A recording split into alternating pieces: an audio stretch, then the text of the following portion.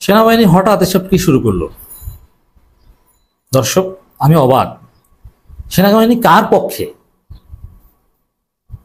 সার্জিসদের ধমকাচ্ছে, NCP কে ধমকাচ্ছে, বিপ্লবীদের ধমকাচ্ছে।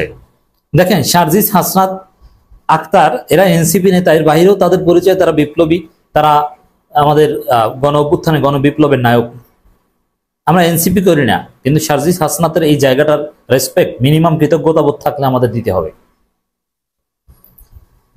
এই সেনাবাহিনী আমাদের বৈষম্য বিরোধী আন্দোলনের উপর হামলা করেছিল, গুলি করে হত্যা করেছিল। জাতিসংঘের কাছে রিপোর্ট, প্রমাণ আছে যে কোথায়, কোন জায়গায় সেনাবাহিনী গুলি করেছিল। সেনাবাহিনীর হেলিকপ্টার, সেনাবাহিনীর গাড়ি ব্যবহার করে, সেনাবাহিনীর অস্ত্র ব্যবহার করে কোথায় কি করেছিল, সব প্রমাণ জাতিসংঘের কাছে আছে। ফ্যাক্ট ফাইন্ডিংস রিপোর্টে উঠে এসেছে। সেই সেনাপ্রধান বা সেই সেনাবাহিনী শেষের দিকে এসে জনগণের পক্ষে নিয়ে হিরো হওয়ার সুযোগ ছিল, পেয়েছিল। কিন্তু সেই সেনাবাহিনী আবারও আওয়ামী লীগের পক্ষে, আওয়ামী লীগের দোসরদের রক্ষায় মাঠে নেমেছে। আজকে বিপ্লবীদেরকে ধমকাচ্ছে। কি জন্য ধমকাচ্ছে? আমি আসছি সেদিকে। এই অধিকার সেনাবাহিনী নেই। কতজন চাঁদাবাজকে ধরছেন, কতজন আওয়ামী লীগকে ধরছেন, কতজন জাতীয় পার্টি সন্ত্রাসীকে ধরছেন। আজকে বৈষম্য বিরোধী ছাত্র আন্দোলনের নেতাদের জিজ্ঞাসাবাদ করেন। দর্শক, প্রথমে বলে নি যে সেনা হেফাজতে যারা ছিল, এমনকি শেখ হাসিনাকে, সেনাবাহিনীর উচিত ছিল, এটাই মানবতা, এটাই মানবাধিকার, এটাই রাজনীতি, এটাই দেশপ্রেম, আইনের হাতে তুলে দিবে, যে আইন তাদের বিচার করবে। সেনাবাহিনী তাদেরকে পেটাবে, নেবার, জনগণের হাতে তুলে দিবে, এটা কিছুতেই উচিত না। কি করবে? আওয়ামী লীগের লোকজন যারা তাদের হেফাজতে ছিল তাদেরকে বিচারের হাতে তুলে দিবে, রাষ্ট্রের হাতে তুলে দিবে, রাষ্ট্র তাদের বিচার করবে, এই তো। কিন্তু সেনাবাহিনী কি করেছে? তাদের হেফাজতে ছাড়া যে আজকে এখনো ধোঁয়াশা যে হাসান মাহমুদ কিভাবে বিদেশে গেলেন, কার সহায়তায় বিদেশে গেলেন। তিনি সেনা হেফাজতে ছিলেন বলা হয়, হঠাৎ দেখি বেলজিয়াম। এগুলো রহস্য কি? আরাফাত কিভাবে দেশ থেকে পালালো? শত শত এমপি মন্ত্রী কিভাবে দেশ থেকে পালালো? এগুলো সেনাবাহিনী জানে। আওয়ামী লীগকে দেশ থেকে পালাতে সহায়তা করেছে, আওয়ামী লীগের দোসর জাতীয় পার্টিকে নিরাপদে থাকতে দিয়েছে, এখন আবার তাদের শেল্টারের জন্য মাঠে নেমেছে। কেন? দর্শক, জিএম কাদেরের বাড়িতে কে বা কারা নাকি হামলা করেছে বা ঢিল মেরেছে। আরে জিএম কাদের যে অপরাধ করেছে, ও তো বাংলাদেশেই থাকতে পারার কথা না, ওর বাড়িঘর তো একদম গুড়িয়ে দেওয়ার কথা, সেই বুলডোজার অভিযানেই। আমি তো মনে করি জাতীয় পার্টির বাটপারদের বিরুদ্ধে আর একটা বুলডোজার অভিযান চালানো দরকার। যেই হোক না কেন, যারাই হোক না কেন, তার বাড়িতে নাকি ঢিল মেরেছে। এখন কেউ মেরেছে না নিজেরাই এই নাটক সাজিয়েছে, কে জানে। এটা তো নাটকবাজ। জিএম কাদের জাতীয় পার্টি যেটি কোন নাটকবাজ আছে বাংলাদেশে? নেই। এখন এই ঘটনাকে কেন্দ্র করে জাতীয় পার্টি আওয়ামী সন্ত্রাসীদেরকে সেনাবাহিনী ধরতে পারে না, বৈষম্য বিরোধী ছাত্র আন্দোলনের নেতাদেরকে ধরে নিয়ে জিজ্ঞাসাবাদ করে, যদিও ছেড়ে দেয়। এবং সার্জিস আলমকে ধমকিয়েছে, সার্জিস ছুটে গিয়েছে সেখানে, ধমকিয়েছে যে না, এর মব চলবে না। কিসের মব? জনতার প্রতিরোধ মব? তাহলে হাসিনা পতন হয়েছে তো মবের মাধ্যমে, মব চলবে না, আমাদের রক্ত থাকতে এটা হতে দিব না। মানে জাতীয় পার্টি আওয়ামী লীগ রক্ষায় এত সিরিয়াস। চাঁদাবাজদের বিরুদ্ধে এরকম একটু কথা বলেন না। অথবা কথাটা তো এইভাবে বলা যায় যে আওয়ামী লীগ, জাতীয় পার্টি বা এদের বিরুদ্ধে আমরা ব্যবস্থা নিচ্ছি, বাবা তোমাদের কিছু করতে হবে না, বা তোমরা আমাদের সাথে থাকো। জনতার প্রতিরোধকে থামিয়ে দেওয়ার চেষ্টা করছে সেনাবাহিনী, এটা হতে পারে না। তারা রাজনীতিতে নাক গলাচ্ছে। সেনাবাহিনী যদি দেশপ্রেমিক হয়ে থাকে, তাদের উচিত বৈষম্য বিরোধী ছাত্র আন্দোলনের ছেলেদের সাথে নিয়ে তারপর সন্ত্রাসীদের ধরতে যাওয়া। অথচ তাদেরকে জিজ্ঞাসাবাদ করে, মানে জিএম কাদেরদের নিরাপত্তা দেওয়ার দায়িত্ব নিয়েছে, আওয়ামী দর্শকদের নিরাপত্তা দেওয়ার দায়িত্ব নিয়েছে সেনাবাহিনী না, বরং তাদেরকে ধরে পুলিশের হাতে দেন, থানায় দেন। ওরা তো হত্যা মামলার আসামি। ওরা কি দালালি করেছে সেনাবাহিনী কি জানে না? এই সেনাবাহিনী এনসিপির বিরুদ্ধে খেপেছে। এটা বিএনপির মদদে বা সেনাবাহিনী এটা পরিকল্পিতভাবে যে এনসিপির লোকজনকে তারা প্রশ্রয় দিবে না, তাদেরকে চাপে রাখবে। কারণ এনসিপি স্পষ্টভাবে জানিয়ে দিয়েছে যে সেনাবাহিনীর কোনো অধিকার নাই রাজনীতিতে হস্তক্ষেপ করার বা ডিসেম্বর নির্বাচন যাওয়ার। নাসিরউদ্দিন পাটোয়ারি বলেছেন হাসনাত আব্দুল্লাহ সেনাপ্রধানের যে সফট আওয়ামী লীগ বা রিফাইন্ড আওয়ামী লীগ যে প্রজেক্ট এবং ইনক্লুসিভ ইলেকশনের নামে তাদেরকে সাথে নিয়ে যে ইলেকশন, এর বিরুদ্ধে জাতিকে সতর্ক করে দিয়েছে। সেনাপ্রধানের ইমেজ মারাত্মকভাবে ক্ষুণ্ণ হয়েছে, যার ফলে এরা এনসিপিকে চাপে রাখার নীতিগত সিদ্ধান্ত নিয়েছে হয়তো।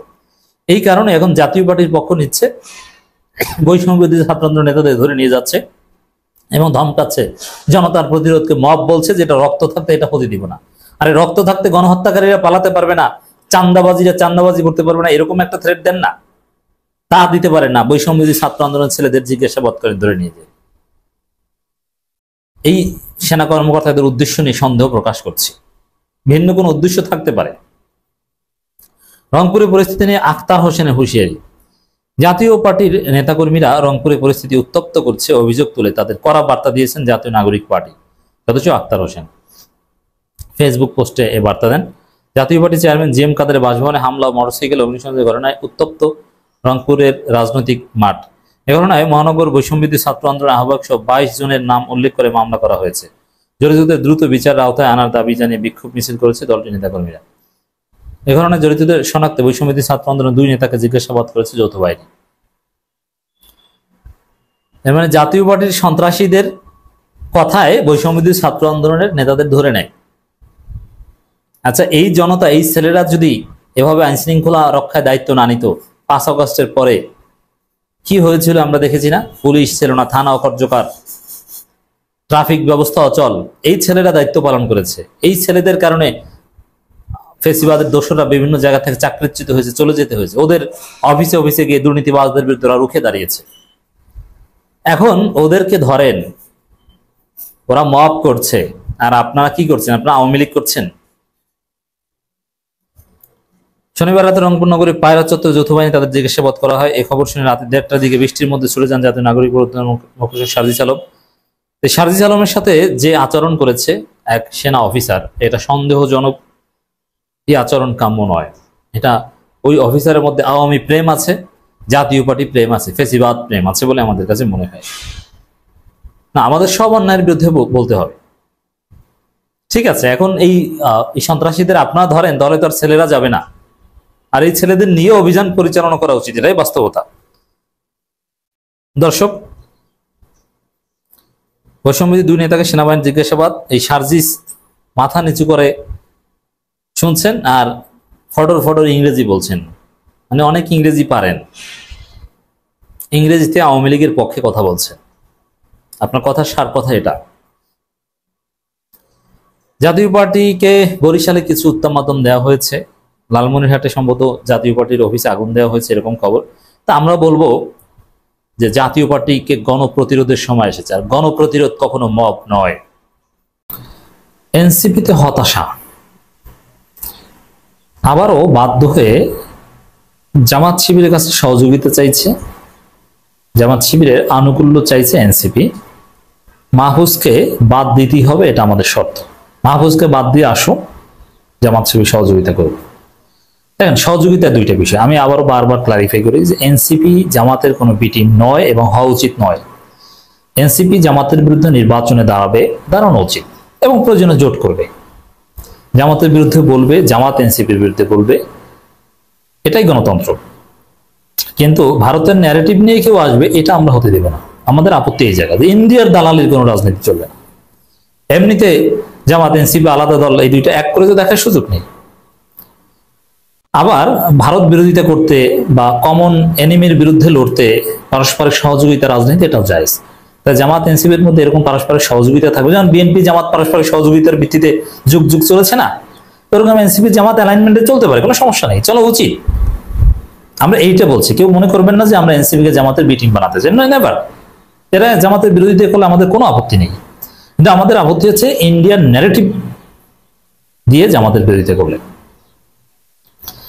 তো দর্শক, আর সহযোগিতা নেওয়া, জামাতের লোকবল নেওয়া, জামাতের টাকা নেওয়া, এটাও কোনো অন্যায় নয়।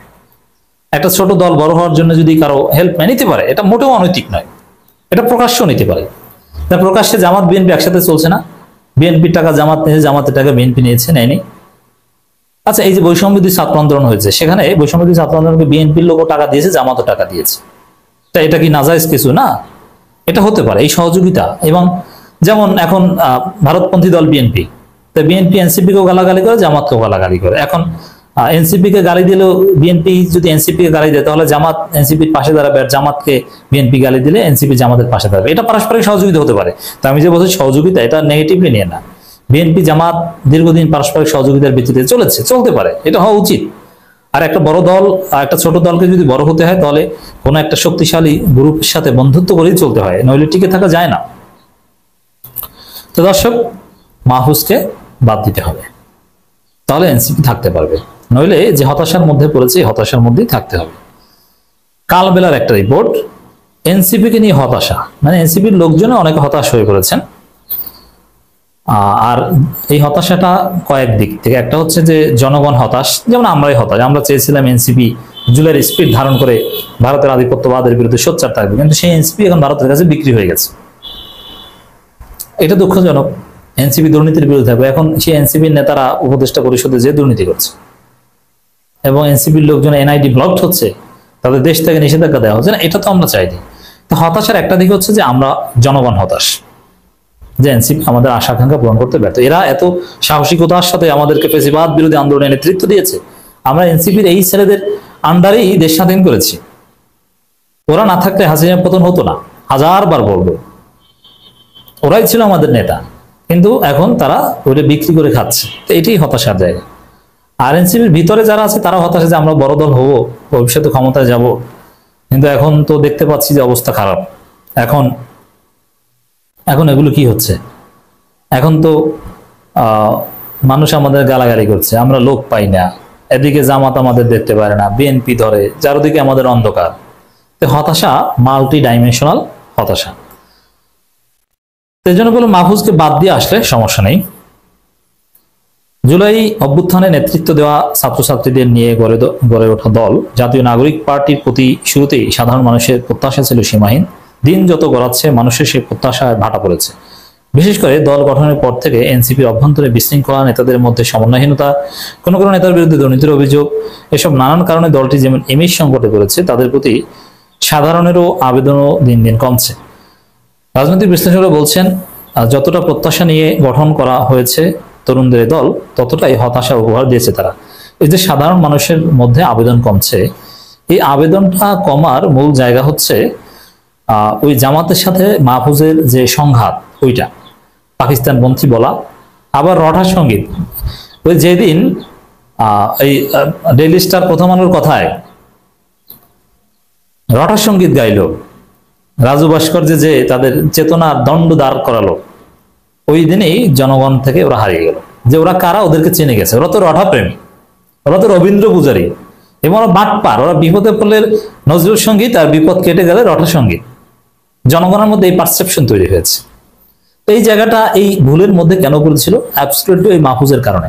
তা মাহফুজকে বাদ দিলেই সমস্যার সমাধান, আমি বিশ্বাস করি। একটি নতুন রাজনৈতিক বন্দোবস্ত ও সম্ভাবনার বার্তা নিয়ে গত 28 ফেব্রুয়ারি আত্মপ্রকাশ করে এনসিপি। পরে একের পর এক বিতর্কিত কর্মকাণ্ডে যুক্ত হন দলটির নেতাকর্মীরা। সর্বশেষ এনসিপির জ্যেষ্ঠ যুগ্ম সমন্বয়ক আব্দুর রহমান মাসুদ বৈষম্যবিরোধী ছাত্র আন্দোলন, এই যে বিতর্ক, চাঁদাবাজ নেতাকে সারিয়ে আনা বা এগুলো ফর দি টাইম বিং, এটা টেকসই কোনো সমস্যা না। বা এইসব কারণে যে একদম বিতর্ক, ওটা ব্যক্তিগত সমস্যা, ওটা ব্যবস্থা নিলেই হয়। চাঁদাবাজির অভিযোগে তো জামাতের রোপণও বহিষ্কার হয়েছে। এই জন্য কি জামাত জনগণ দেখতে পারে না, জামাতকে খারাপ মনে করে? নেভার। দুই একজন ব্যক্তি, জামাতের দুই একজন এয়ানত বাইদুল মালের টাকা মেরে দিয়েছে, এরকম ঘটনা আছে। এর মানে কি জামাতকে কেউ অসৎ মনে করে না, দুর্নীতিবাজ মনে করে না? জামাতকে সবচেয়ে সৎ মনে করে। এরকম দুই একজনের বিচ্ছিন্ন ঘটনা থাকবে, এটা সমস্যা না। কিন্তু সমস্যা হচ্ছে ওদের কালেকটিভ সমস্যা। কালেকটিভ সমস্যাটা কি? ওই যে রঠা প্রেমী, রবীন্দ্র প্রেমী এবং ভারতের ন্যারেটিভে পাকিস্তানপন্থী বলে ট্যাগ দেওয়া, ওই জায়গাটাই এনসিপি মারাটা খেয়েছে। অবশ্য তারা ক্ষমা চেয়েছে, মাহফুজও ক্ষমা চেয়েছে, কিন্তু ক্ষমা করা হবে না। ওর কোনো ক্ষমা নেই। ও দেশে রাজনীতি করতে পারে, ওর বিদেশে অ্যাসাইলাম নিয়ে থাকতে হবে। এটি নতুন রাজনৈতিক বন্দোবস্তের সম্ভাবনার বার্তা নিয়ে গত 28 ফেব্রুয়ারি আত্মপ্রকাশ করে এনসিপি। পরে দলটির বিতর্কিত কর্মে যুক্ত হয় নেতাকর্মীরা। এটা একের পর এক কনস্ট্যান্টলি হচ্ছে, যদিও এটা আমি সিরিয়াসলি দেখছি না। আত্মপ্রকাশের পর এনসিপির মধ্যে সবচেয়ে বেশি বিতর্কিত কর্মকাণ্ডে জড়িয়েছেন গাজী সালাউদ্দিন তানভীর, এটাও কিছু নয়, সালাউদ্দিন তানভীরকে বহিষ্কার করলেই সমস্যার সমাধান শেষ। কিন্তু ওই মাহফুজদের যে ক্ষত, এটা কিছুতেই এনসিপি সারাতে পারছে না বা পারবে না। এইসব অভিযোগের পরিপ্রেক্ষিতে তাকে পদ থেকে সাময়িক অব্যাহতি দেওয়া হয়। তাকে এখনো স্থায়ী বহিষ্কার না করায় নানা মহলে এনসিপি নিয়ে নানান প্রশ্ন উঠছে। খোঁজ খবর নিয়ে জানা গেছে এনসিপির শৃঙ্খলা কমিটি তাকে স্থায়ী বহিষ্কারের সুপারিশ করছে। এর মধ্যে মানে এটা তো সুন্দর যে এরা দলের মধ্যে, যেমন আব্দুল রহমান মাসুদকে শোকজ করেছে। আব্দুল রহমান মাসুদের মতো একদম পিওর বা কি লিডার্স তাকেই ছাড় দেয় না, তার বিরুদ্ধেই কঠিন বক্তব্য দিয়েছে। নিজ দলের মধ্যে সমালোচনার মুখে পড়ছেন ছাত্রলীগের ছেড়ে শেখ হাসিনার প্রথম ধর্ম ছাত্র জনতার অভ্যুত্থানে যোগ দিয়ে আলোচিত সার্জিস আলম পঞ্চগড় 400 গাড়ি বহন নিয়ে, এটাও কিছু না, ওই গাড়ি ওগুলো মানুষ দেয়। তাহলে দর্শক, এনসিপি নিয়ে হতাশার নানান দিক বা নানান ব্যাখ্যা গণমাধ্যমে উঠে এসেছে, তাদের ইন্টারনাল সমস্যাগুলো। তবে মূল হচ্ছে দুইটা। ওই যে আসিফ মাহমুদের যে এপিএস মোয়াজ্জেম, তিনি যে ধরাটা খেয়েছেন, তার এনআইডি লকড, দেশ থেকে নিষেধাজ্ঞা, তাকে নিয়ে আসিফ মাহমুদ দুবাই গিয়েছেন, নানান কিছু, এই যে নানান বিষয়, মানে আসিফ মাহফুজ এই দুইজন হচ্ছে এনসিপির জন্য এখন কাটা। এনসিপি এই দুইজনের কারণে আটকে আছে, এই দুইজনের কারণে এনসিপির অগ্রযাত্রা থমকে আছে। অতএব দর্শক, এনসিপির আসল সমস্যা মাহফুজ এবং আসিফ। মাহফুজকে বাদ দিলে সমস্যার সমাধান হয়ে যাবে।